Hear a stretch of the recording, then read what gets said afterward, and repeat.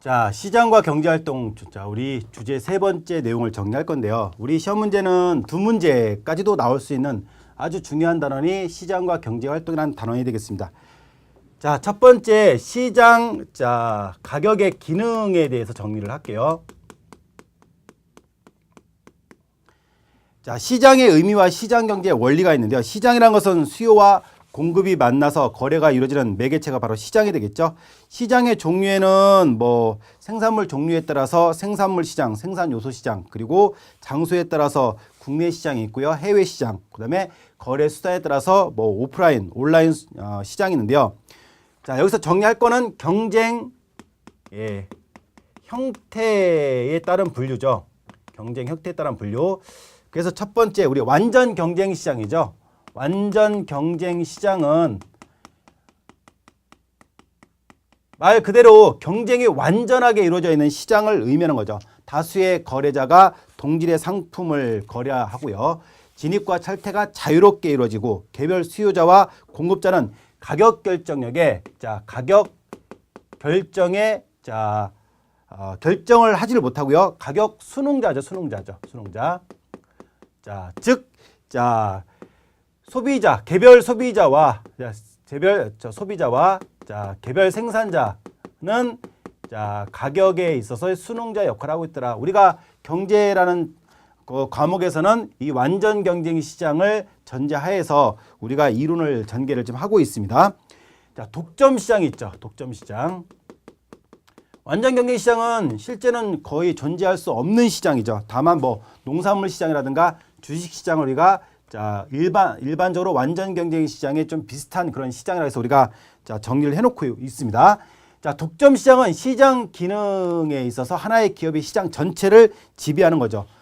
그 다음에 가장 중요한 건 진입장벽과 가격 결정자 역할이 하나의 기업이 이루어지고 있다. 하나의 기업이 가격을 결정하고 있더라 했습니다. 높은 시장 가격에다가 가격은 높게 지정하고 거기에 맞는 생산은 적게 생산해서 자원이 대단히 비효율적, 자원의 비효율적 생산에 이루어지는 그런 시장이 바로 독점 시장이 되겠습니다. 공급자가 한 명인데 한 명이 모든 시장을 거의 다 지배하고 있는 그런 비효율적인 시장이 바로 독점 시장이고요. 자, 독점적 경쟁 시장이 있습니다. 독점적 경쟁 시장이 있는데요. 독점, 상품에 대해서 독점을 하고 있는데 그 상품 속에서 경쟁이 이루어지고 있는 시장을 우리가 독점적 경쟁 시장이라고 하죠. 병원, 뭐 약국, 뭐 미용실, 주유소 이런 것들이 바로 독점적 경쟁 시장이 됩니다. 다수의 기업이 이질적인 상품을 공급하고요. 자, 진입과 탈퇴는 자유롭고요. 그 다음에 상품 차별화, 그렇죠. 주로 이제 상품 차별화를 통해서 경쟁이 이루어지는 시장이 독점적 경쟁 시장입니다. 뭐 주유소에서 휘발유나 경유를 다 판매를 하고 있잖아요. 그렇죠? 주유소만. 근데 그 안에서 뭐죠? 서비스를 가지고 경쟁을 하고 있잖아요. 자, 그 서비스 경쟁을 상품의 차별화라고 보시면 되겠습니다. 자, 과점 시장 있죠? 과점 시장. 과점 시장은 소수의 기업이 시장을 지배하는 것이죠. 높은 진입 장벽을 만들어 놓고요. 사업자 간의 담합을 통해서 담합에 대한 피해가 등장합니다. 담합 피해. 어차피 시장에서는 시장에서는 생산하는 기업이 소수밖에 안 되기 때문에 그 소수의 기업이 담합을 통해서 시장을 지배하려는 것을 바로 과점 시장이라고 볼 수 있겠습니다. 자, 그래서 우리 경쟁 형태에 따라서 완전 경쟁 시장, 독점 시장, 독점적 경쟁 시장, 과점 시장에 대한 특징을 정리를 했고요. 시장을 움직이는 원리는요, 뭐 특화와 자유로운 교환, 그리고 이익 추구의 원리를 통해서 또 경쟁의 원리를 통해서 시장에서 자유로운 경쟁이 유도되고 있다고 보시면 되겠습니다. 두 번째는요, 가격의 기능인데요. 가격의 기능.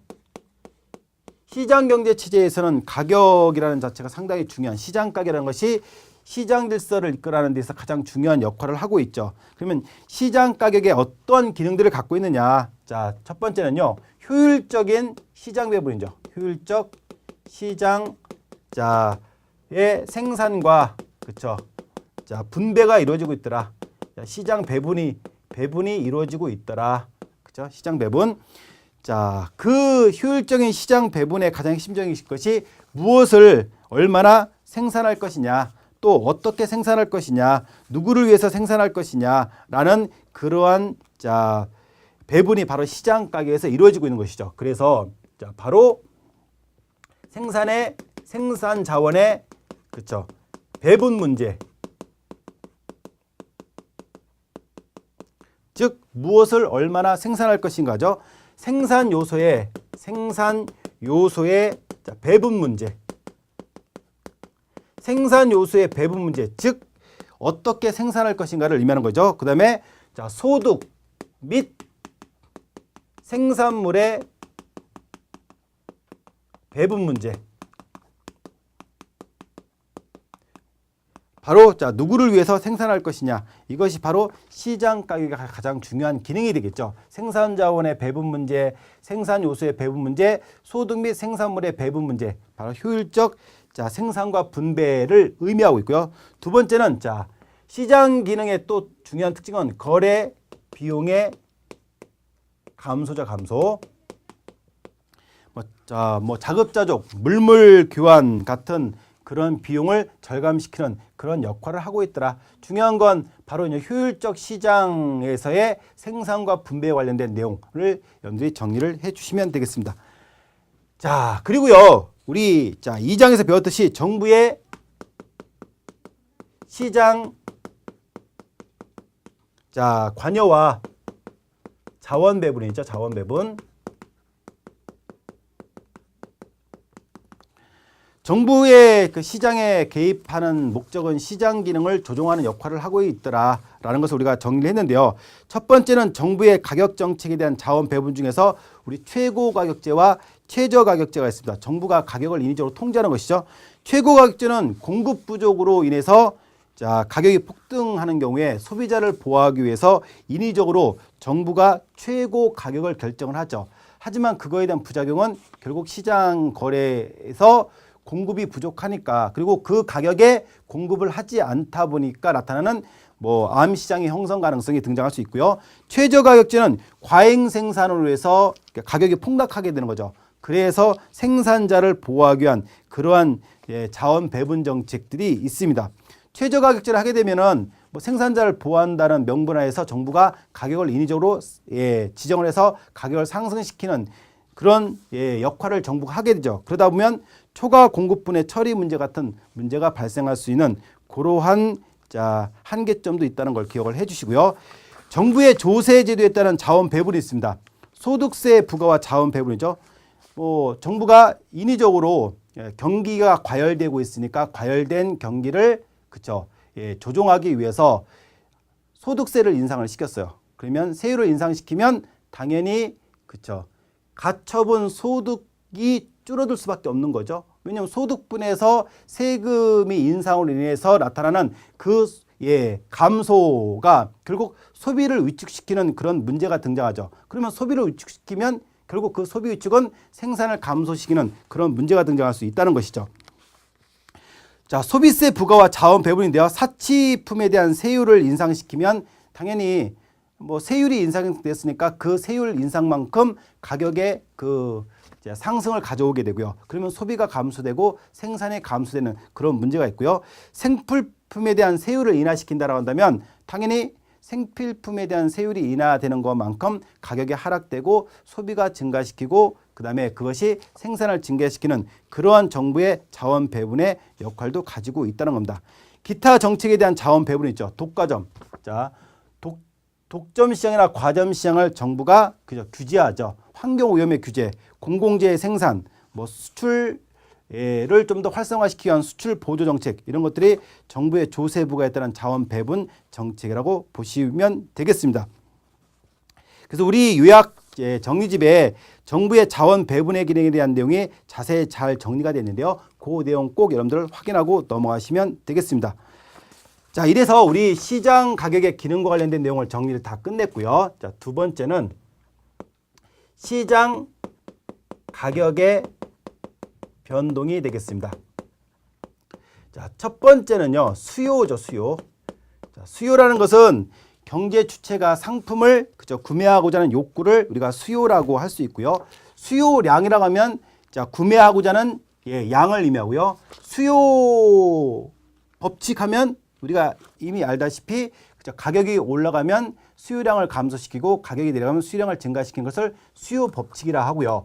수요 곡선이라는 것은 우하향하는 그런 곡선을 수요 곡선이라고 합니다. 하지만은 이 수요 곡선 우리가 수요 법칙의 예외가 있죠. 자, 예외. 그것이 바로 뭐 매점 매석할 때 가수요, 매점, 위풍제, 기펜제 같은 그러한 자, 수요 법칙의 예외가 있더라라는 걸 정리하시고요. 우리가 여기서 정리할 거는요. 수요의 변동과 수요량의 변동입니다. 수요의 변동과 수요량의 변동인데요. 자, 이걸 잘 정리를 하셔야 되겠죠. 수요의 변동은 가격 외적인 요인에 의해서 자, 변하는 것. 자, 수요량이 변동하는 것을 자, 가격 외적인 요인에 의해서 수요량이 변동하는 것이 수요의 변동이 되는 것이죠. 그러니까 쉽게 하면 수요의 변동은 곡선 자체의 이동을 의미하고 있고요. 수요량의 변동은 가격의 변화에 따라서 가격 변동에 따른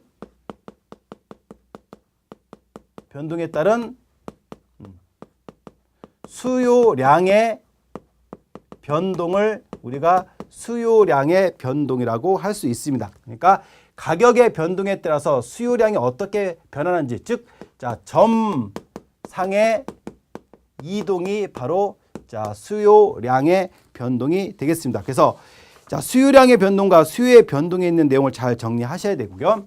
자, 수요의 변동에서 수요가 증가하는 요인이 있죠. 즉 가격 외적인 요인에 의해서 수요량이 증가하는 요인 중에 하나는 소득이 증가했을 경우에 또 인구가 증가했을 경우 또 자기가 선호하는 기호의 증가 또 대체재 가격의 상승 그리고 보완재 가격의 하락이 자, 수요의 자, 증가 요인을 가져오죠. 수요의 감소 요인은 그 반대가 되겠죠. 소득이 감소하고 인구가 감소하고 기호가 감소하고 대체재 가격이 하락하고 보완재 가격이 상승하게 되면 그쵸. 바로 수요의 감소 요인이 등장하고 있더라. 그래서 자, 수요의 증가 요인, 수요의 감소 요인을 여러분들 그래프와 함께 잘 정리를 하셔야 되겠습니다. 자, 수요량의 변동, 수요의 변동과 수요량의 변동 그 두 가지를 잘 기억하시고요. 수요의 증가 요인과 수요의 감소 요인을 여러분들 잘 정리를 하고 넘어가셔야 될 내용이 되겠습니다. 뭐 대치제와 보완제에 관련된 내용은요. 뭐 대치제는 커피와 홍차, 뭐 돼지고기와 소고기, 보완제는 뭐 빵과 버터, 뭐 커피와 프림, 뭐 이런 것들을 우리가 자 보완제라고 할 수가 있죠. 자, 수요의 이러한 자 증가 요인, 감소 요인, 수요의 변동 요인, 뭐 소득의 변화, 수요자 수의 변화죠. 그다음에 뭐 기후의 변화, 뭐 관련 재화의 변화, 뭐 미래 가격에 대한 예상 이런 것들이 수요에 미치는 영향이 되겠습니다. 그래서 그 내용도 정리하시고요. 수요의 가격 탄력성인데요. 상품 가격이 변할 때마다 이에 따라서 수요량이 얼마나 민감하게 변하는지를 나타내는 지표를 일반적으로 수요의 가격 탄력성이라고 합니다. 즉, 자, 가격이 변동할 때 얼마큼 민감하게 수량이 변동하는가를 나타내는 것을 수요의 가격 탄력성이라고 한다. 자, 수요의 가격 탄력성도 잘 정리하셔야 되겠습니다. 탄력적인 상품은 일반적으로 자, 가격 변동에 민감한 뭐 사치제 같은 것을 의미하고요. 수요의 가격 탄력성에 비탄력적인 것은 가격 변동에 둔감한 우리가 일반적으로 얘기하는 뭐 생필품 같은 것들이 비탄력적인 상품들이 되겠죠. 됐습니다. 자, 수요의 가격 탄력성과 관련된 그래프 잘 정리하시고요. 수요의 가격 탄력성과 기업의 판매 수입이 있죠. 수요의 가격 탄력성이 큰 제품, 즉 사치품 같은 경우에는 가격이 그쵸 하락하는 그만큼 기업의 판매 수입은 증가하게 되고요. 가격이 상승하게 되면 오히려 판매 수입이 감소하게 되죠. 생필품, 비탄력적인 자, 제품 같은 경우에는 가격이 하락할 때는 감소하고요. 그 다음에 가격 상승 시는 증가하는 그런 모습을 띠고 있다는 거 여러분들 같이 정리를 잘 하고 가셔야 되겠습니다. 자, 이 정도로 정리하고 넘어가겠습니다. 두 번째는 공급입니다. 공급. 자, 공급은 경제 주체가 시장에서 상품을 판매하고자 하는 욕구를 일반적으로 우리가 공급이라 하죠. 자, 공급자면 판매하고자 하는 사람을 의미하고요. 공급량은 판매하고자 하는 양을 의미합니다. 그렇죠? 공급 법칙은 가격이 상승하면 공급량은 증가하게 되고 가격이 하락하면 공급량을 감소하게 된다. 자, 그것이 우상향하는 그래프를 보이는데요. 그를 공급 법칙이라고 하더라 했습니다. 공급 법칙도 예외가 있죠. 자, 매점 매석에서 매석, 그다음에 노동의 공급, 골투품 같은 경우는 공급 법칙의 예외 사항이라고 볼 수 있겠습니다. 자, 공급량의 변동을 볼까요? 자, 공급량의 변동. 자, 공급의 변동. 자, 공급의 변동. 수요의 변동, 수요량의 변동과 똑같죠. 자, 공급의 변동은 가격 외적인 요인에 의해서 자, 공급량이 변동하는 거니까 곡선 자체의 이동을 의미하고요. 공급량의 변동은 가격 변동에 따른 그쵸? 자, 공급량의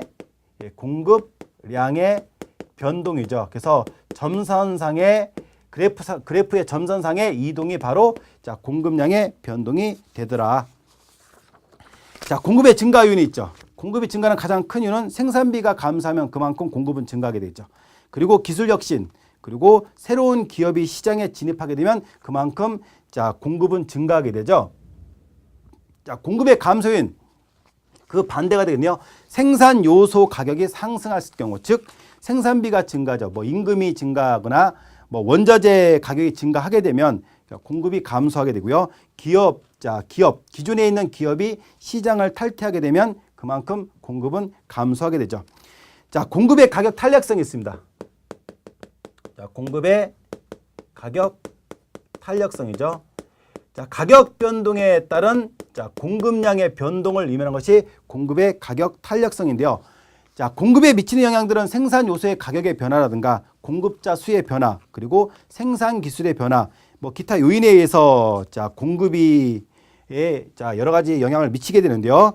자, 이 공급의 가격 탄력성이라는 것은 자, 상품 가격이 변동할 때 공급량의 변동을 의미한다겠죠. 일반적으로 공산품 같은 경우는 탄력적이고요. 농산물 같은 경우는 비탄력적이다라는 걸 정리 여러분들 하시면 되겠습니다. 자, 시장 가격의 기능에 대해서 정리를 하겠습니다. 시장 가격의 결정이죠. 가격의 결정. 보시면요, 시장에서 자, 가격이 있고요. 수량이 있습니다.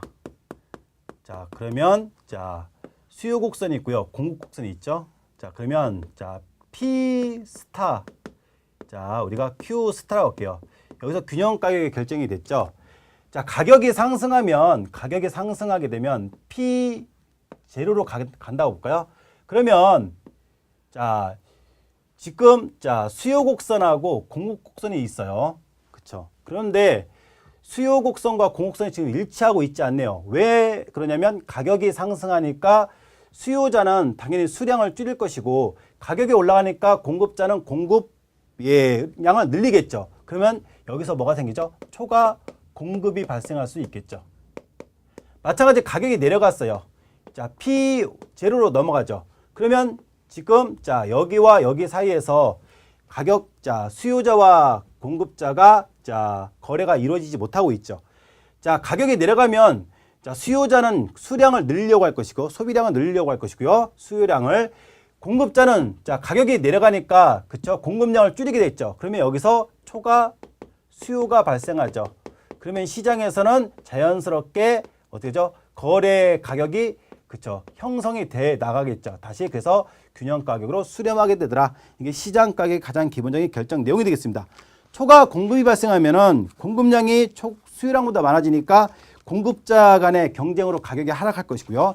초과 수요가 발생하면 수요량이 많으니까 당연히 수요자 간의 경쟁으로 가격이 상승하게 되더라. 이게 시장 가격 결정에 대한 내용이 되겠습니다. 시장 가격이 이동하는 이유가 있죠. 수요의 변동에 따른 또 공급의 변동에 따른 시장 가격의 이동이 있는데요. 그거는 우리 요약집에 잘 정리가 됐으니까 꼭 정리하고 넘어가시면 되겠습니다. 자, 이렇게 해서 우리 시장 가격의 변동의 내용을 간략하게 정리를 했는데요. 자, 수요와 공급에서 수요의 변동, 수요량의 변동, 공급에서 공급의 변동과 공급량의 변동, 그리고 수요의 가격 탄력성, 공급의 가격 탄력성을 잘 정리하시고요. 또 하나는 수요의 증가 요인, 감소 요인, 공급의 증가 요인, 감소 요인을 잘 정리하고 넘어가시면 되겠습니다. 그래서 별표로 치면 3개를 칠 거예요. 왜? 시험 문제는 꼭 나오니까요. 자, 정리하시고 넘어가시기 바랍니다. 자, 그리고 세 번째 시장 기능의 한계와 보완 대책으로 넘어가겠습니다. 자, 시장이 제대로 작동하지 않게 됨으로써 나타나는 시장 실패에 대한 문제가 생길 거고요. 그래서 정부가 시장의 기능을 작동시키기 위해서 정부가 시장에 개입하죠. 그러다 보니까 과도한 정부의 개입이 시장 기능을 왜곡시키는 문제가 등장하게 되는데요. 자, 우리 03 시장 기능의 한계와 보완 대책입니다. 자, 시장 실패죠. 자, 시장 실패는 시장 기능이 제대로 작동하지 않게 됨으로써 나타나는 현상, 즉 경제의 기본 문제가 자연스럽게 해결되지 않거나 그리고 자원의 최적 배분이 이루어지지 못하는 현상을 우리가 시장 실패라고 할 수 있죠. 시장 실패의 가장 대표적인 사례가 불공정한 거래죠. 독과점의 폐단 같은 것들이죠. 독과점의 폐단. 또 공공재의 부족. 자, 그리고 우리 외부 효과가 발생하죠. 외부 효과가 발생을 하게 되더라. 자, 시장 실패. 자, 독과점은 말 그대로 시장 기능에서 공급량을 제한시켜서 가격을 인상시키겠죠. 그러다 보면 소비자들의 후생에 상당히 불리한 모습을 띠게 되고요. 또 하나는 독점을 유지하는 비용 때문에 결국 사회적 낭비가 발생할 수 있는 거죠. 자, 공공재 같은 경우는 전체적으로 공익을 위해서 만들어야 될 시장에서 상품이 부족하는 그런 문제가 발생하죠. 비용을 부담하는 사람 외에도 모든 사람이 혜택을 누릴 수 있는 재화를 일반적으로 공공재라는데요. 공공재가 당연히 시장에서 생산할 수 있는 주체가 없기 때문에 부족할 수밖에 없겠죠. 또 외부 효과가 있습니다. 타인에게 이익을 주기도 하고 손해를 주기도 하는 것을 우리가 외부 효과인데요. 이익을 주더라도 손해를 주더라도 그 대가를 주거나 받지 않은 개인이나 기업의 행위를 일반적으로 외부 효과라고 하죠. 이로운 외부 효과가 있고요. 해로운 외부 효과가 있는데요. 이로운 외부 효과는 양봉업자와 과수원 주인, 해로운 외부 효과는 환경오염 같은 것이 해로운 외부 효과가 되겠죠. 이러한 문제들이 등장하죠. 그중에서 공공재의 특징 중에 우리 비경합성, 비배제성과 관련된 내용들 여러분들 잘 정리를 하셔야 되겠습니다.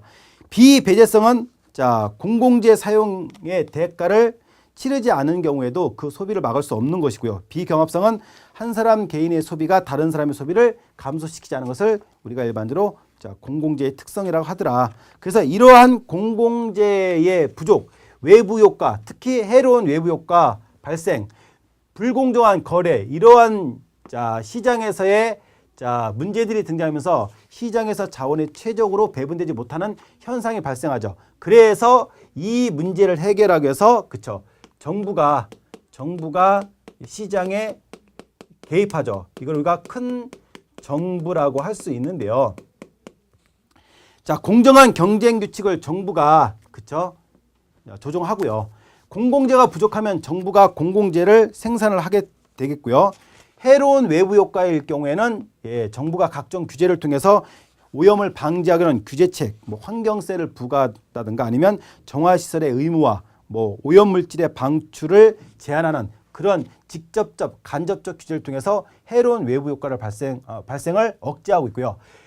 우리가 이로운 외부 효과 같은 경우는 인센티브를 제공해서 이로운 외부 효과가 발생할 수 있도록 정부가 개입해서 문제를 해결하고 있습니다. 그래서 시장 실패의 방안, 정부가 시장에 개입해서 시장 실패에 대한 문제를 해결하고 있더라를 기억하시고요.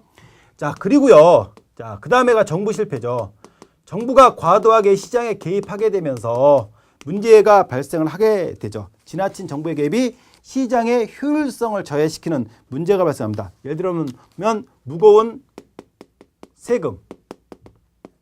정부의 개입은 결국은 재정, 즉 국민들의 세금을 가지고 이루어지는 거죠. 또 지나친 정부의 시장에 대한 규제, 이런 것들이 결국에는 이제 시장 기능을 왜곡시키는 문제가 발생을 하게 됩니다. 그렇죠? 그래서 이런 문제를 해결하기 위해서 각종 유인책들을 제공하고 경쟁을 도입하고 있는데요. 자, 그런 것들을 우리가 다 합해서, 그렇죠? 뭐라고 하죠? 신자유주의, 즉 정부의 기능, 작은 정부를 지향을 하죠. 그래서 규제를 철폐하고 자, 공기업의 민영화, 이런 정책을 통해서 정부의 기능을 축소시키고 시장 기능을 효율화시키는 그러한 작은 정부론이 등장을 하게 되었다라는 것을 정리하시면 되겠습니다.